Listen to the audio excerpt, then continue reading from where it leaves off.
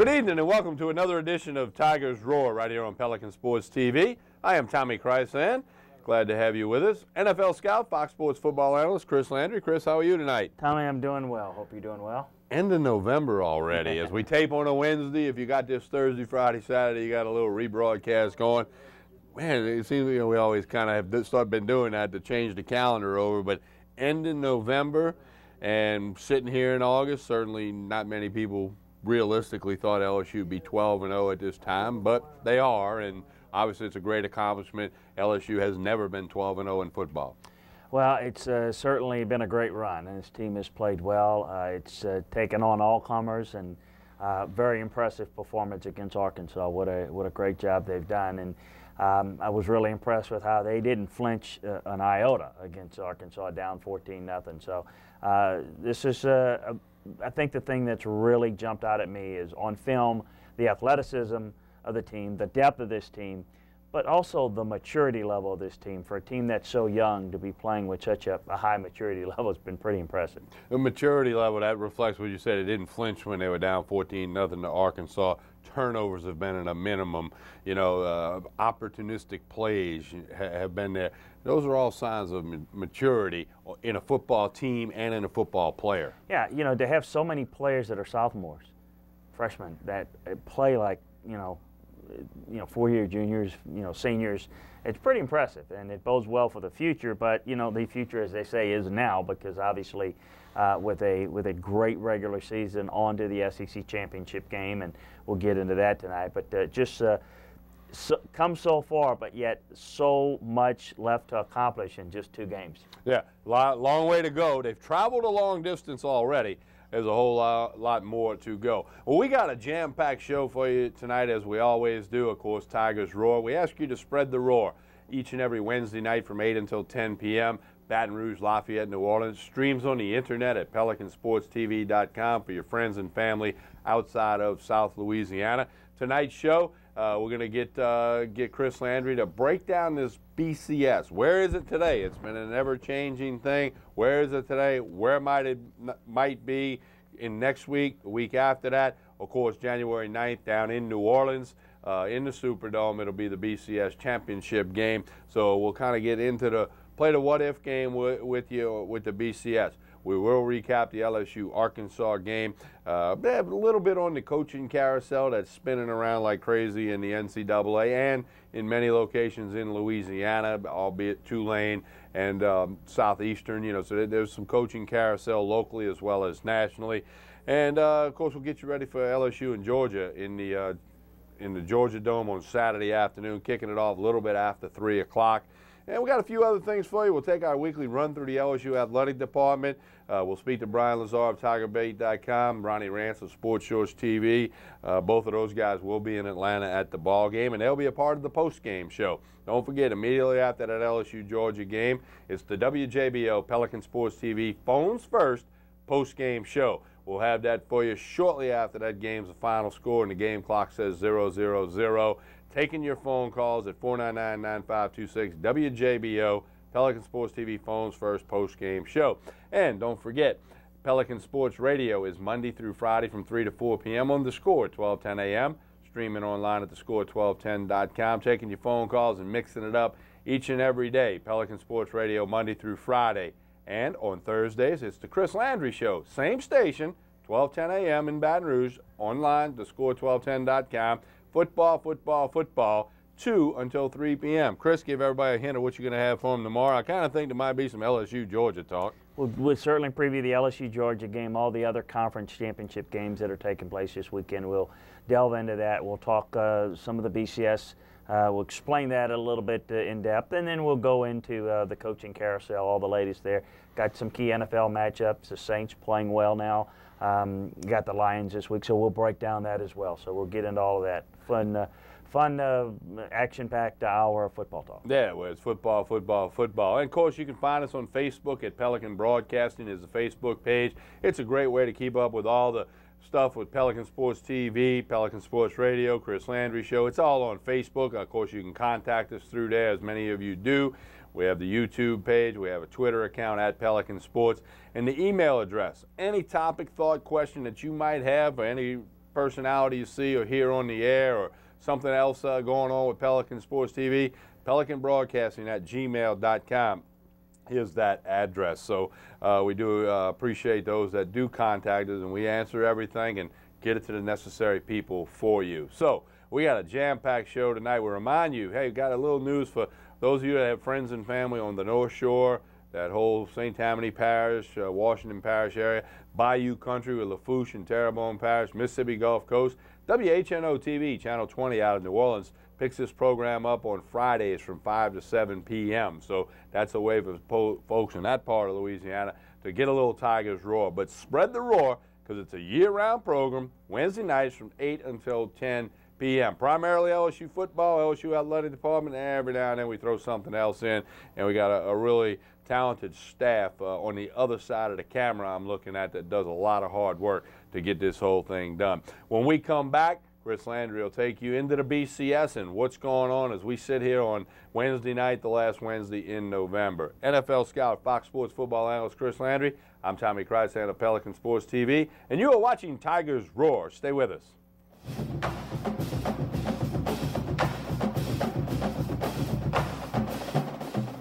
I am Glenn Big Baby Davis, and you're watching Pelican Sports Television. Hi, I'm attorney Kerry Bryson. My law firm focuses specifically on helping people try to solve their IRS tax problems. Lately, so many new out-of-state companies are popping up claiming that if you send them money, they can resolve your IRS problems. Well, what happens if they don't? Do you hire an attorney? Maybe you should start with a local attorney that's already handled hundreds of IRS cases right here in Louisiana. When you hire the Bryson Law Firm, you won't be speaking long distance or sending money to some out-of-town high-pressure salesman. You'll meet with us in person at our office right here in Baton Rouge. Your first visit is completely free and confidential, and we'll tell you on the spot exactly how much it'll cost. So if you're hiring a company to resolve your IRS wage levies, bank levies, or tax liens, check their reputation first, then call me, Kerry Bryson, or go to brysonlawfirm.com.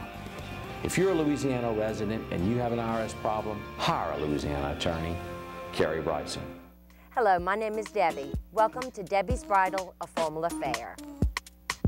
Come see the many great lines we carry in bridal, bridesmaids, mothers, flower girls, tuxes, and more.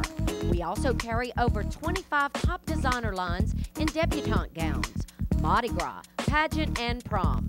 Come meet me and my staff with over 30 years of bridal and pageant experience. Debbie's Bridal, a formal affair, Burnside and Gonzales, where service matters. The family dental practice of Dr. Farrell Fruget Jr. and our highly trained staff are dedicated to providing care and treatment to our patients of all ages in all aspects of dental care. 23 years of experience and advanced training in cosmetic and restorative dentistry, TMJ, and treatment of snoring and sleep apnea allows Dr. Fruget to assist you in achieving the best in dental health. Call us today at 292-9700 to schedule your initial evaluation, because we know how to make you smile.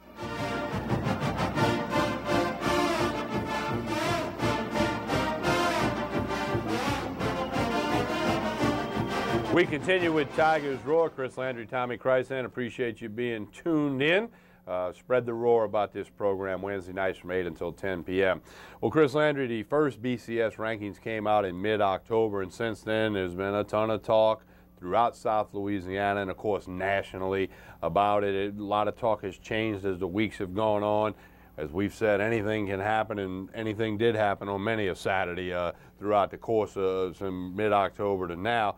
But want you to tell everybody, where's it at today? What's going on? And I guess an important question that the Tiger fans who are viewing this program tonight, is there a scenario in which LSU would not be playing on January the 9th? Now, the first part of that is if they beat Georgia, they will be playing. But we'll have, as you go through your part here of untangling and forecasting BCS stuff, make sure you address that. Well, I think to answer that right off the top, I think it's highly unlikely. Anything is possible. Remember, the BCS is 2/3 human voters. So you've got two polls that are voted on by humans.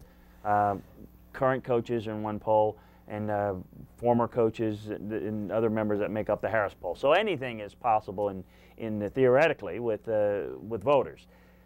outside of a Georgia blowout of LSU and Oklahoma State blowing out Oklahoma, I don't really see that. I don't see that it really happening, and I'm not just talking about the scenario of both of those teams blowing them out, but barring anything close, even if LSU were to lose the game, the body of work would not push them below 2. So I think that the LSU-Alabama matchup is pretty much set. I think that if you were to have a Georgia blowout and an Oklahoma State blowout this weekend, it might cause some voters some consternation as to relook at LSU, Alabama, and who knows what could happen. But barring anything like that, if you look at the distance points-wise between number 2 Alabama and number 3 Oklahoma State in the BCS rankings, it's significant. The other thing, we talked about this on radio, I don't think people quite get it.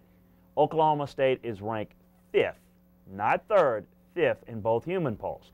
So they've got to jump over Virginia Tech, who's playing Clemson for the ACC championship this week, and a idle Stanford in the polls. If they were to have an impressive enough performance, they got to garner some votes from the voters that are voting for those two teams ahead of Oklahoma State.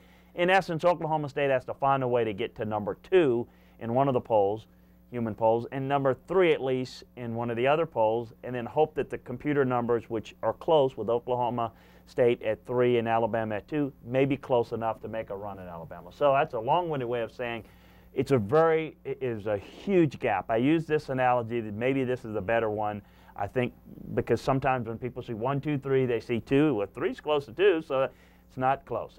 Let's make it a golf tournament analogy. Okay. LSU's 10 under par, Alabama's 9 under par, and Oklahoma State's 4 under par. So, I mean, Oklahoma State's 3rd, but they're way behind Alabama. Alabama's actually closer to LSU than they are to Oklahoma State. So can it happen? Yeah, we just said it's possible. It's highly, highly improbable. You'd have to get all those voters to change their mind. Well, what's going to change their mind? Is it going to make them, perhaps move up ahead of Virginia Tech and Stanford, but maybe overtake Alabama? That's unlikely. Not impossible, but highly unlikely. And, of course, we should mention, because still get this, people are still confused by this. If Georgia were to beat LSU, yes, 3 teams from a conference can go to BCS bowls.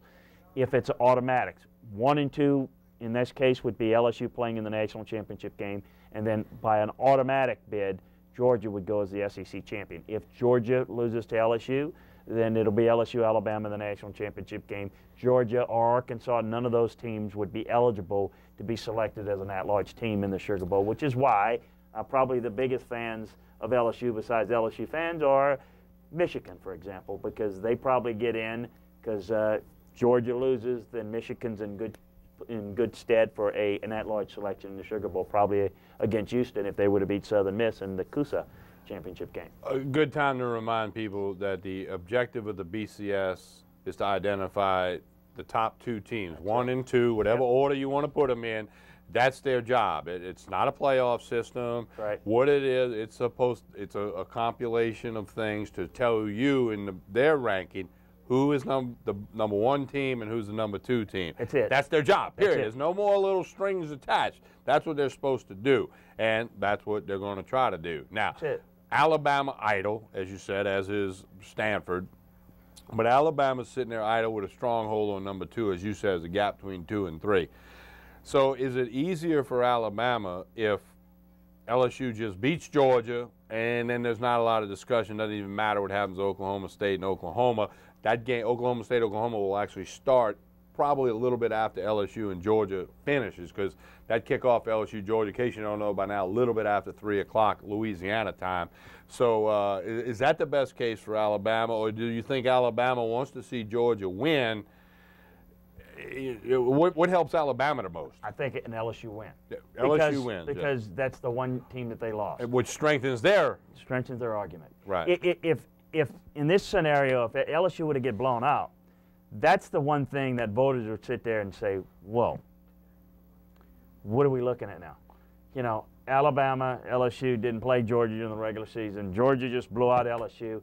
I mean, you know, exactly, that would be the only thing that would make voters really think. Because at this point, talking to other Harris voters, I got a Harris poll vote, and then talking to coaches that vote in the coaches poll, Most of them think that there's not much separation at all between LSU and Alabama, that if they played again, Alabama could win as easily as LSU. But most think that LSU and Alabama are significantly better than Oklahoma State, Virginia Tech, Stanford, anybody else you want to put in there. So I think most people are thinking that way.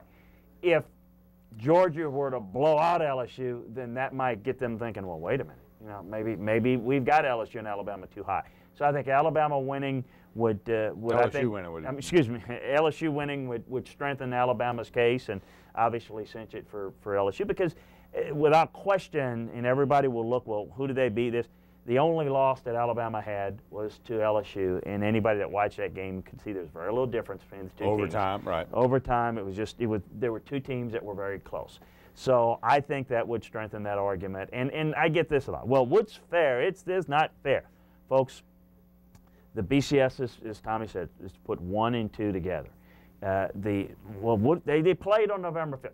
November 5th or November 4th, I'm sorry, whatever that date was, that LSU and Alabama played. That wasn't a playoff. That was a regular season game. Neither team was guaranteed anything. You know, certainly a win puts you in the driver's seat in the SEC West, and it doesn't guarantee you anything. A lot of things needed to happen, Alabama to come back, but that's the reality of what it is. And that game, the BCS National Championship game, whoever wins that is your national champion. A lot of talk about, well, AP may vote. Well, AP may vote. You know, AP may vote LSU if LSU loses the championship game to Alabama. It doesn't. We went through that in the whole USC LSU situation. The system is voted on. This is important to know, by the university presidents like LSU and Alabama and everyone else. So it's a system that you all agree to. I mean, I like it. It's one thing I always say, and it's a pet peeve of mine, and it goes back to me doing a lot of national radio, okay?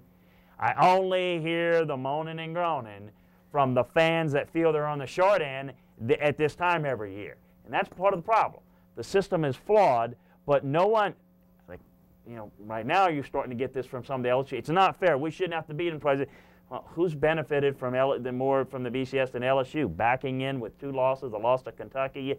Hey, it's not a good system. It wasn't a good system then. It's not a good system now. Hey, this is the system. Everybody's agreed to the system.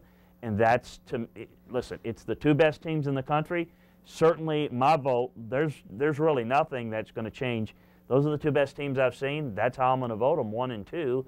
And if LSU were to lose, I just don't see a scenario where I'd drop them out of the top 2. And I don't see a scenario where I'd drop Alabama out of it based on their body of work of both teams. Nowhere in the BCS rankings fine print is there a line that says, and we will also try to be fair. I mean, well, it doesn't do it. Yeah, and speaking of fair or not fair, all right, Conference USA, Tulane, our viewers in New Orleans, you know Tulane plays in the Conference USA. They have never sent a team to the BCS. The Houston Cougars are 12-0, hosting Southern Miss for the Conference USA title over in Houston this weekend.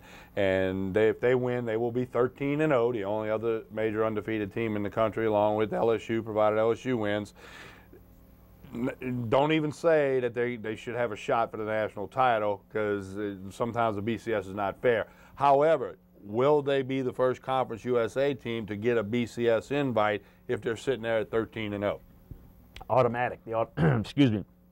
They automatically qualify by being in the top 8, so they're in. So if they beat Southern Miss, ironically, if Southern Miss were to win, it probably cost that conference a whole lot of money, because it would knock the Houston out. But if Houston wins, absolutely, they'll get a BCS bid. They will likely end up in New Orleans for our New Orleans list as the Sugar Bowl, probably against Michigan if LSU is able to beat Georgia. So yes, they'll absolutely get one, and it's great for them. And yeah, they're unbeaten.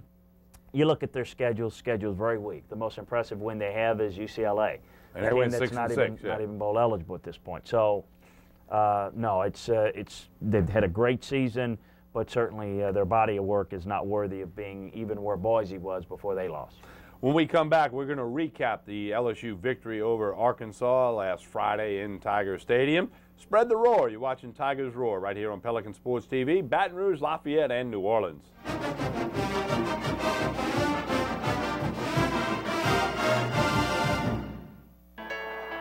BetterBatonRougeJobs.com has been extremely beneficial for the TM Automotive Group. And what stands out to us It's easy to use, not only for us, but it's easy for the applicants, and it's the quality of applicants that we get. It's timely. We post something in the morning. By that afternoon, we have double-digit applicants, and again, it's the quality of the applicants.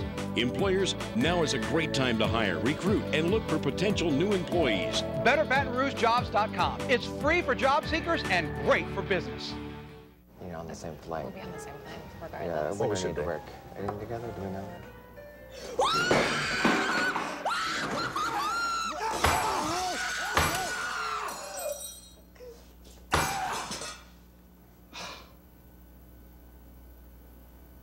Got it. Thanks, Dave. The big, brilliant, thin Samsung Infuse 4G. Only from the network of possibilities, AT&T.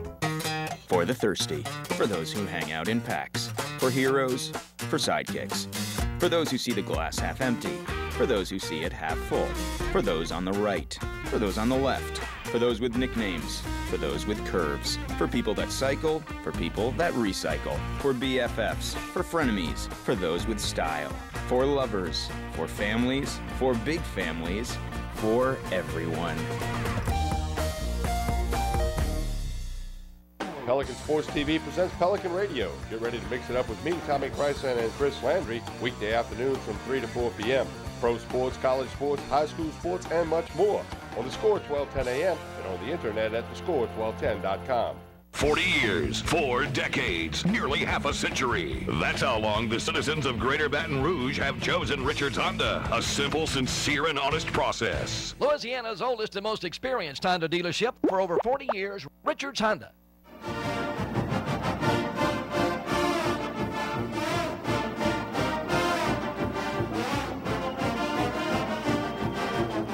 We continue with Tigers Roar. Last week, LSU beat Arkansas 41-17. Chris, you said it on radio. You said it tonight. Arkansas, no points in the first quarter for either team. Arkansas goes bang, bang. It's 14-0 Razorbacks. And to use your term, this LSU football team did not flinch, and that was impressive.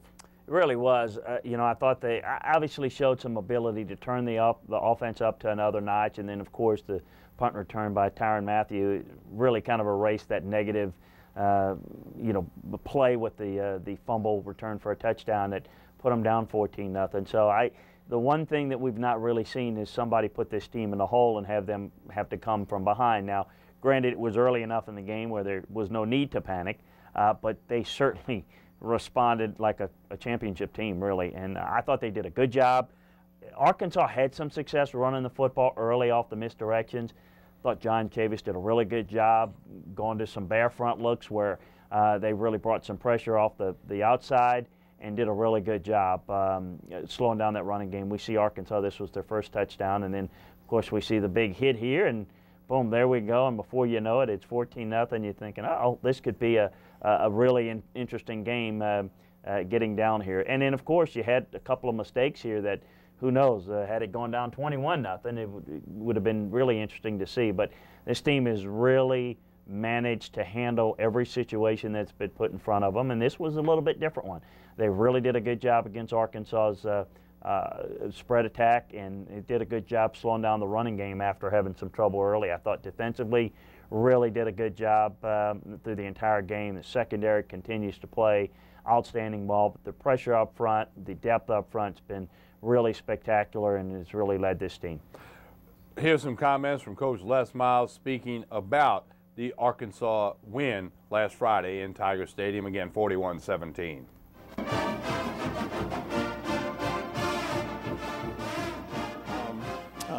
Arkansas certainly presented a very formidable challenge. You know, we start 14 down, and our football team just frankly refuses to say that's enough, and certainly played hard. We had uncharacteristic turnover for a touchdown, and frankly there was not a thought that it'd go any other way than to buckle down, let's go, and that's what they did. And Tyrann Mathieu's 92-yard punt return certainly was the first spark, and then the offense got going, and the defense continued to play extremely well throughout the course of the day. So That being said, Tyrann Mathieu is the National Defensive Player of the Week as well as the National SEC Player of the Week. Kenny Hilliard is the SEC Freshman of the Week. And what happens to a team when you turn to another guy and you say to him, it's your opportunity, it's your turn to play, you must play to the responsibility of the position. Frankly, the team gets broader, more capable, and that's what's happened. So we enjoyed that game, and now, you know, frankly, on to the championship game.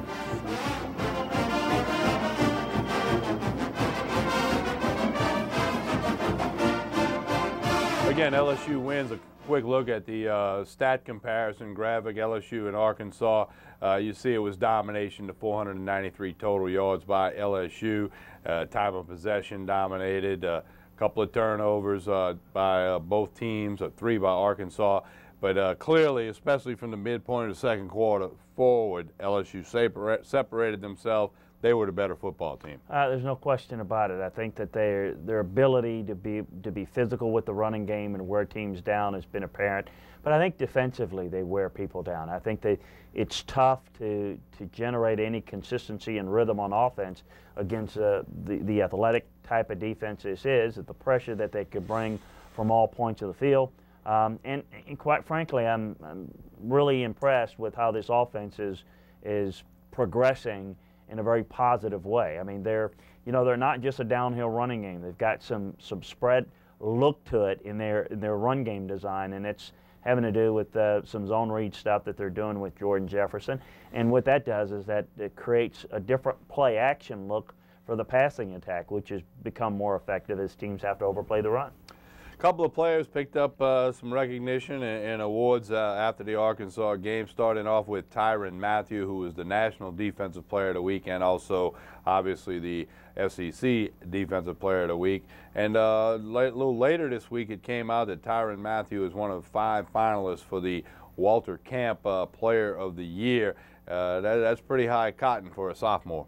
Yeah, it is. In fact, I vote in that award, and he's certainly one of them that we're having to look at. And he's had a good year. Certainly, we know that he missed a few games, a couple of games for suspension. But when he's played well. I mean, he's a real good fit for this system. You know, I think there's some things from a technique and assignment standpoint he can really improve on from a base coverage standpoint.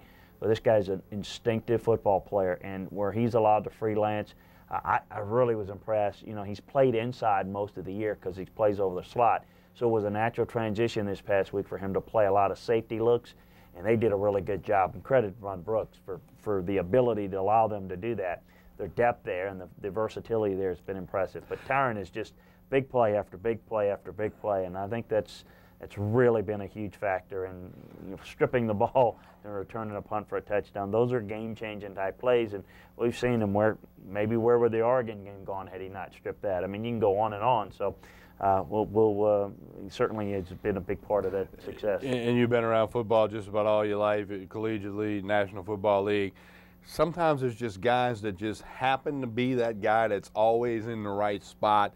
It's uncanny sometimes. It's like they have a knack for that sensational play. I think Coach Miles described it earlier in the year that sometimes he can see something happening that maybe not every player has the ability to say, well, I can see this happening.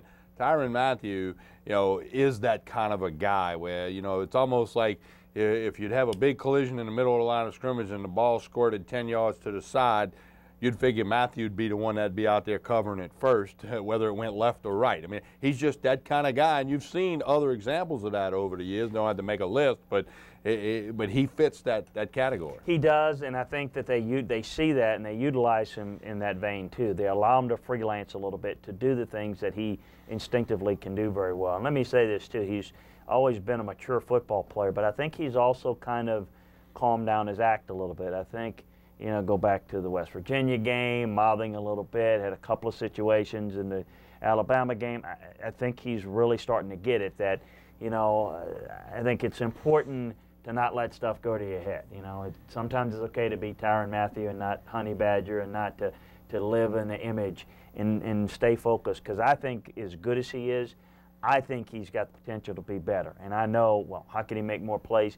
He can become a more fundamentally sound football player if he's willing to work at it. And I think I've seen some of his play in recent weeks that are an indication that he's starting to get it, starting to understand that it doesn't matter how good you are, it's always about challenge yourself to get better, and I think he's on the right track. Another LSU player that picked up an award, Kenny Hilliard from Patterson, Louisiana, was the SEC Freshman of the Week.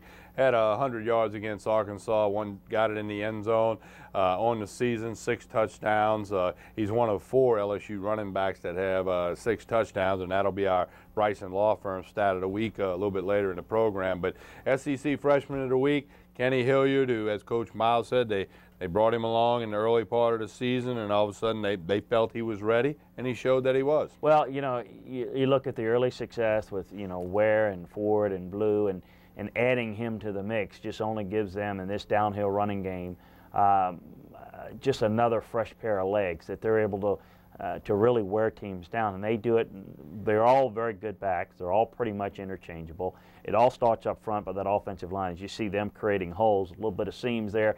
But he has shown really good balance, really good run instincts, and his ability to make plays after contact has been very impressive. So, no, he's given just another weapon to add to that very effective rushing attack. Let's talk about the injury front. Eric Reed, as you know, did not play against Arkansas. He was dressed out and he warmed up, but he did not participate in the game. What's the latest on his status and forecast of whether or not he will play against Georgia? I think they're hopeful to let him, that he can give it a go. The one thing I feel good about is, you know, there's got enough time between the end of this, the SEC championship game and the national championship game, the bowl game, so that I think he could be. It's one of those injuries that you just don't know. I mean, it's not an ankle heel. It's when you're dealing with groins or any types of pulls, there's nothing that gets it better other than rest. So I think it's probably a wait and see, but I think there's a good chance that they'll let him give it a go a little bit and then just kind of pull back on him if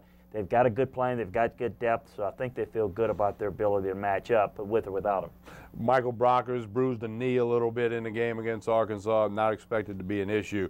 Chris, 12 football games. Have you ever seen a college or pro football team play 12 games and, knock on wood, avoid the injury bug as much as this LSU team has? Lost Dworsik, the offensive lineman, but that was prior to the season. They knew he wasn't going to play this year, but, you know, knock on wood, they have been fortunate of any significant key injury to a key player. There's been some bumps and bruises. They've had more problems with suspensions than injuries. Right. No, that's right. There's no question about it. And I think you have to have, that's part of the football gods and the luck that you have to have. You look at teams that make a run. You see this more in the NFL and college ball with the depth and the larger roster sizes, less of a factor. But you show me a team that makes a national championship run or a Super Bowl run, I'll show you a team that's been pretty blessed from an injury standpoint. It's just the way it is. You very rarely do, and that's what made, like, for example, the Packers last year so impressive to have a record number of guys on IR still win it. But that's why they had to do it from the wild card at 10-6. Probably would have been a 14-2 type team had it not been for all the injuries. But absolutely, I don't think you're sitting here talking about it if you're having, you know, serious injuries in numbers. And quite frankly, that's what separates an LSU from, say, a Mississippi State. You know, an up-and-comer that thinks they can be good, that they're always going to be better earlier in the year than they are later in the year because they don't have the depth to withstand the normal attrition that you have.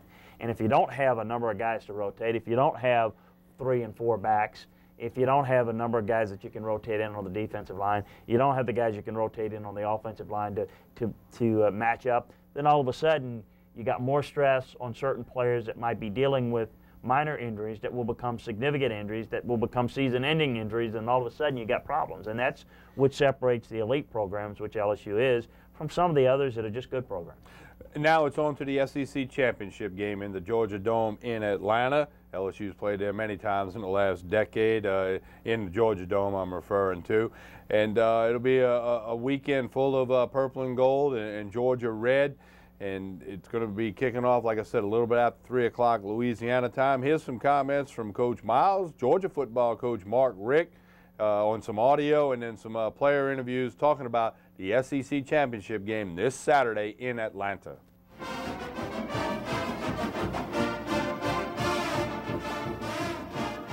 You know, it's tough. I can't really explain it to the people who live outside of the South, and that's just a regional thing. If you grow up down here and you watch football long enough, you learn to love the conference, and you understand that the best competition is within that conference. And obviously, you know, this year it shows with us having 3 or 4 teams in the top 10 now, and it's bragging rights, and it's a regional kind of deal, and you just can't really explain it any way other than that. It's a special moment. You know, you got a great team, and you're going to play Georgia, which also is a great team. They came back from two losses early in the season, and then just bounced back with 9 straight wins. And you know it's going to be a great game for us, and we got to prepare and just come out with a victory.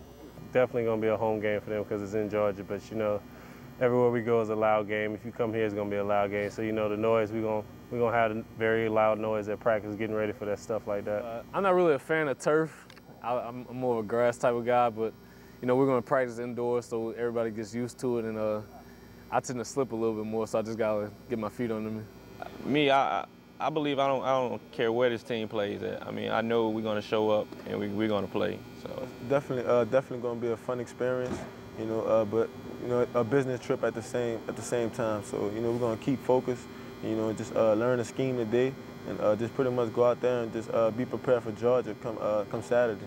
Well, we started the season in the Dome, and on the road we've been in that Dome in several bowl games and certainly in some championship games, and we've enjoyed being in there. And I think our guys enjoy playing in domed environments, domed venues, and this will be another opportunity for us to go back to Georgia and compete. You know, the bottom line is when the ball's snapped, you got to get after it, and we're playing a great opponent, and you know, whether or not you had the experience in the Dome or not, I don't know if that matters. I mean, shoot, they went to Jerry Dome, you know, so I mean, they've had a bunch of big game experiences too. But you know, for us, I think it's probably not a bad thing that we've already been there, and we've experienced that the stadium, and realized that, you know, it's not so much where you're playing, it's how you play when you get there.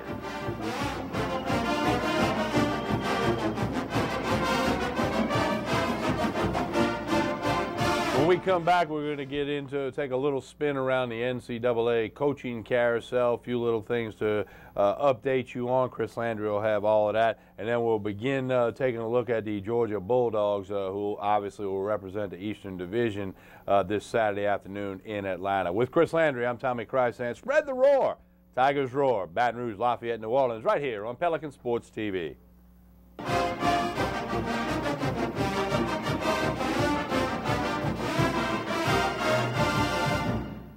Hello, I'm Rohan David, and you're watching Pelican Sports TV.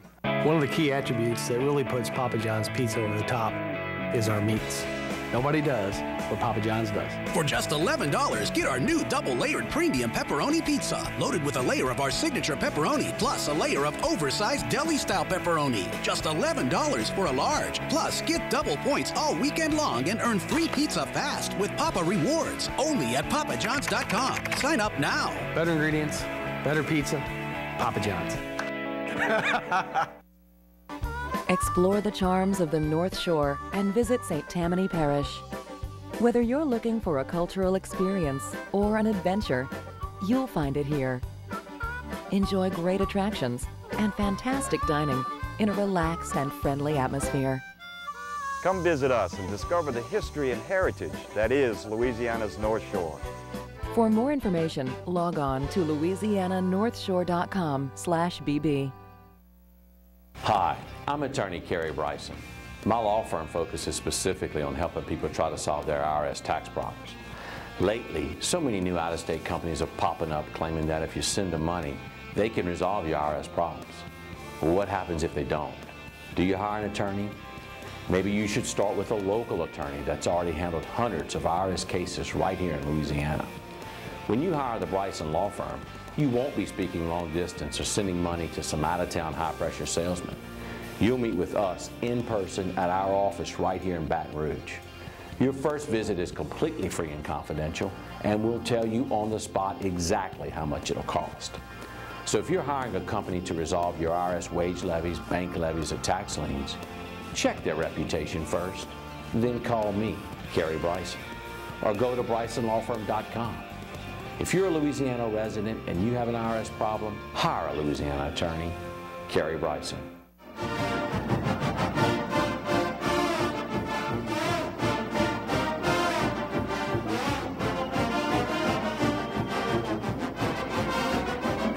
Joe Johnson is coming back to town to give you the best deals on used cars. Joe Johnson, he's been in the car business all his life. He knows what he's going on.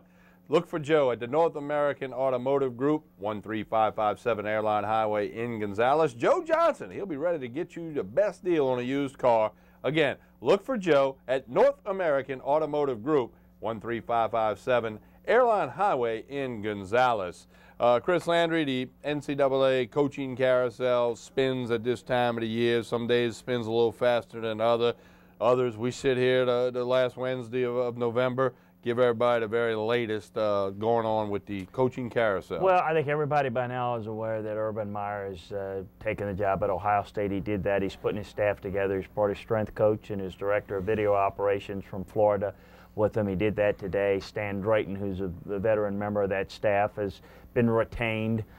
Luke Fickell is going to be on that staff. Mike Stoops is in for an interview talking about the defense coordinator position there. Mike Vrabel, linebacker, outstanding linebacker for the Patriots that played at Ohio State, has been retained as well. So he's putting his staff together. Mike Leach is now back in coaching at Washington State. Really good fit. Going to be making about $2.7 a year with a budget for coaches at 1.8, which is really good. He's going to be the third highest paid coach in the Pac-10, which is a big statement for Washington State. That's just the lowest, been the lowest facility-wise and budget-wise in the Pac-10. So that's a huge statement by Bill Moose and the administration at Washington State. So that's a good move there. Ole Miss interviewed Kirby Smart, the defensive coordinator of Alabama. May have something early next week. Larry Fedora is still in that picture, looking at a number of other people. North Carolina certainly interviewing Everett Withers, their interim coach. They're looking. Illinois certainly got an opening. You know, so we've got quite a few movements around the assistant and the head coaching ranks still. For our viewers in New Orleans, and particularly you folks in New Orleans, our viewers in Louisiana, and particularly you folks in New Orleans, a couple questions on this. First, what's the latest on the Tulane Green Wave situation? You know, I mentioned a couple of weeks ago on radio, and it's looking more and more like this. Curtis Johnson, the receiver coach of the Saints. I think there's a couple of other options that Tulane's looking at, but I think he's, I don't want to say the fallback plan. I think they really like him a lot. Sean Payton has pushed him a great deal. Of course, Curtis, you might know, experience in the New Orleans area in high school coaching. Coach at San Diego State was a guy that actually recruited Marshall Faulk to San Diego State. Miami, he's been around a lot, been around the program, the college game. He's certainly the favorite, and I felt he's been the favorite for a couple of 3 weeks now. There are a couple of other options I think they're looking at. If that doesn't work out, I would expect to see that maybe come down the pike within the next week or so. No real rush. Is the timing of getting Curtis in, that's going to be a little tricky that they're looking at too, how that might work out. For our viewers in Lafayette, you know, the Raging Cajuns had an 8-4 season, an outstanding year, their best year in a long time. Attendance was up in Lafayette, which is a great thing for the program, for the university, and for Mark Hudspeth and his staff. They will play in the New Orleans Bowl on December 17th. First time the Cajuns have went bowling since 1970. His name's popping up here and there. I mean, is there any scenario, we'll talk to the Raging Cajun fans who are viewing us in Lafayette, any scenario where he's not at ULL next year? Well, there are a lot of openings. I think some people would be interested. I think the one maybe to look out for, if Dan Mullen were to get another opportunity and leave Mississippi State, I think he would absolutely be on the Mississippi State chart list. Got the experience in that program, working under Dan, and certainly he's done a good job at ULL, but done a good job everywhere he's been, North Alabama and so forth. So I think the right fit, that might be a right fit if Dan were to move on, be it to Penn State or somewhere else. So I think we've got to take a look at it on that. I know that there was conversations and talks between, you know, linking him to Ole Miss, and that wasn't going to work out. So I think that might be the one that they would have to look at. And by the way, congrats to you, the Raging Cajuns, Louisiana Tech, two programs that we know are going bowling. So really excited for them. I know you brought that up on radio. And the Louisiana Tech Bulldogs, they won the WAC. They'll play in the Poinsettia Bowl out in San Diego on December 21st. Former ULL head coach Ricky Bussell, he's been on the staff at Tulane. Of course, Coach Toledo was let go there. The job at Southeastern on the North Shore is open, and Ricky Bussell, again, the former ULL head coach, his name's kind of flying around the Hammond Airport a little bit. Absolutely. I know he's expressed interest in it. I don't know where Southeastern will go, but certainly Ricky's done a good job. I've known him since he was on Frank Beamer's staff from Virginia Tech. So we'll wish him luck, and if that's a good marriage, I hope it works out. Taking it to the national scene, anything on the Penn State situation, we know the whole off the field. We don't need to rehash that now. Tom Bradley, it's been said now by a report in the Pittsburgh newspaper that he will coach a bowl appearance by Penn State. He has said publicly he'd like to be the permanent head man, the head coach of the Penn State Nittany Lions. Again, a very uncomfortable situation in many regards, but whether it's Tom Bradley or not, they're going to have to identify a new head coach, because right after the Penn State Bowl game, you know, recruiting's now and it'll heighten after then. Yeah, I think it's certainly, I don't see any scenario by which Tom would even be considered. I think the unique circumstances at Penn State necessitate a complete cleaning of house, new president, new athletic director. We've already seen that. Interim as it may be, I don't think you're going to see anybody that has the ties to it. I mean, that to me was a job that under normal circumstances I could draw the line and I could paint the picture for an Al Golden and any number of guys, but I just don't see it. And then, so where does that put him? I mean, would a Kurt Ferentz leave Iowa? I don't think so. If he would consider it, it probably would have been to Penn State. Pennsylvania boy, it certainly. But that Penn State job is one, it's not like Ohio State where you're talking about, you know, off the field violations that are just going to be losing scholarships and whatnot. This is really goes deeper, and no one knows exactly how long they're going to be in litigation, and I think it probably would scare off a number of people. And then yet I would look at the Penn State people that might look to people with ties to the Penn State program and might want that.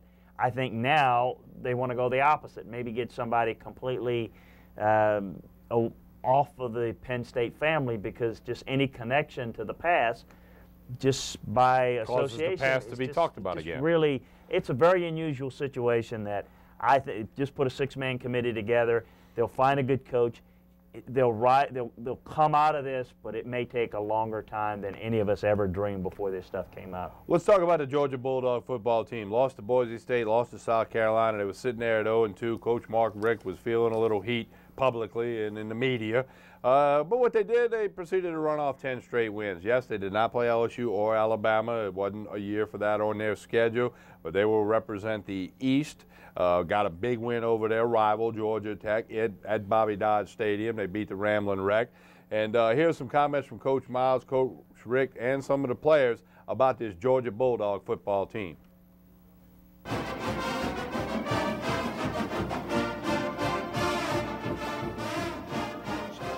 Offensively, they're very talented. They're averaging 34 points a game, 400-plus yards, rushing the ball well and throwing the ball well. Their quarterback, Aaron Murray, really acts like a veteran as a redshirt sophomore and makes great decisions. And, 25 career starts.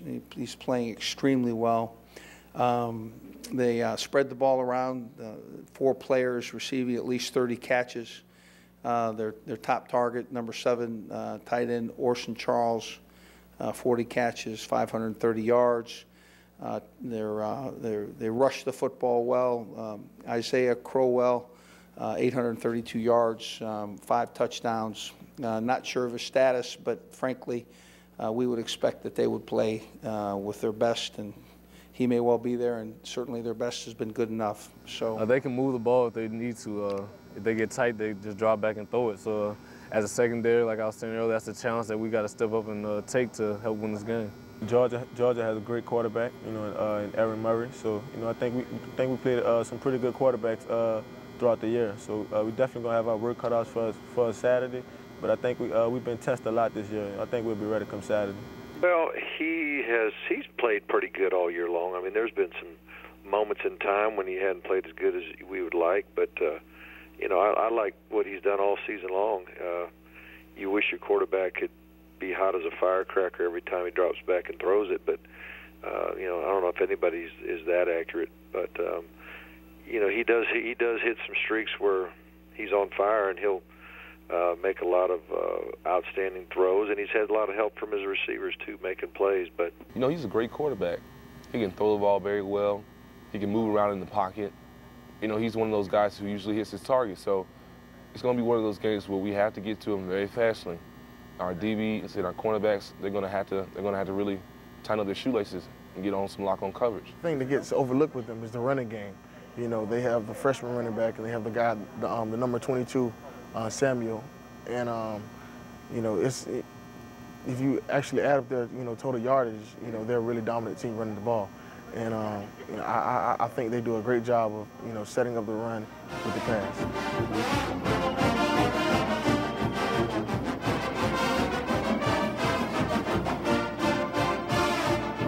The Bulldogs are led by Coach Mark Richt. Chris, I first heard about Mark Richt when he was having success as the offensive coordinator at Florida State under Bobby Bowden. What can you tell us about Mark Richt? Well, was a backup quarterback at Miami, and as you mentioned, really worked his way up and really did a good job at Florida State for Coach Bowden, and ended up getting a job. It's not often that you'll see a big-time job like Georgia hire an assistant from somewhere, but he certainly has won a lot of games. This record, as you see, 62-29 in the SEC, 106-36 overall. He's won a lot of games. Been to a couple of SEC championship games. Certainly, as you mentioned, alluded to, been under a lot of heat, a lot of stress. I think that the Georgia program has had its little bit of its ebbs and flows. They've been good, consistently good, but not to the level that I think Georgia fans have hoped. And I think it's difficult when you're Georgia and you see Florida win a national championship, see Tennessee win a national championship, see Alabama win a national championship, LSU, Auburn, and they're the one of the big six, and they haven't won it. They haven't won it since Vince Dooley and Herschel Walker and those guys have been there. So I think that's where kind of the pressure comes in. And of course, you know, South Carolina had a nice run last year, won 10 games this year. As a matter of fact, Georgia beats them out. He's a good coach. You look at the run, and it's impressive, but they haven't played a lot of tough schedules. You mentioned didn't have to play LSU, didn't have to play Alabama, didn't have to play Arkansas. So three of the top teams in the league he hasn't had to play, and you'll wonder if Tennessee was really Tennessee and Florida was really Florida, would they have had a couple of losses and we'd be having a different conversation with LSU playing a different team. But under a lot of criticism, he's done a good job, but no question he saved his job at least for another year. The quarterback for Georgia is Aaron Murray. You heard Coach Miles make the comment that he plays like a veteran guy, even though he's a sophomore. You see his numbers on the year, 32 touchdowns against 10 interceptions. Not the biggest guy in the world. Two things for you, Chris Landry. One, your evaluation of Aaron Murray, and two, a comparison between he and Arkansas quarterback Tyler Wilson. I think that Aaron has a little bit better skill sets as a passer, and I think he has a little bit better pocket presence and understanding of the passing game than Tyler Wilson does to this point. But I do think that Tyler Wilson really hangs tough in the pocket. But you see some nice throws here, and he's got really good touch on the football. I think what really maybe balances things out is the ability to work the entire offense as well as he does. They have a good running game, they have a good passing attack, and they really can stress defenses in a number of different ways by being balanced, and they're certainly going to have to be balanced this week. So in fairness to Tyler Wilson, I think he's had to carry the team a little bit more with some of the issues that they've had at Arkansas with the running game. Georgia, despite the fact that they're young at running back, had all the injuries in this past offseason of running back, and with Isaiah Crowell being injured and going to be back this week, they've found and established a running attack, and it's really helped him. But he's an accurate, poised passer. I think he's the best quarterback in the SEC, will be the best quarterback LSU will have faced this year. From the running game, we know Georgia likes to run the football. They will try to run the football against LSU. Isaiah Crowell is a freshman who did not play against Georgia Tech. He was a little banged up, and they held him out. But but he's a heck of a running back. He's outstanding, boy. He's got really good explosiveness through the hole. He does have good size. You see it in the 215 range. He's got good quickness, got good vision. He's got a really good burst. He's got a little second gear, can make you miss onto the second level. Really versatile back, as you mentioned, had the ankle injury and didn't play against Georgia Tech. Expecting maybe Richard Samuel might be back and can play. So they expect to have all hands on deck in the running game, and that's going to be a necessity here, as they can throw it to him out of the backfield as well. So he's a very productive player for him. We got a lot of Tigers Roar left for you tonight, and we got a very special treat for you right now as we head into our break. A member of the Louisiana Music Hall of Fame, Debbie Traylor, going to sing a little bit for you as we roll into this next break. Enjoy Debbie Traylor, member of the Louisiana Music Hall of Fame.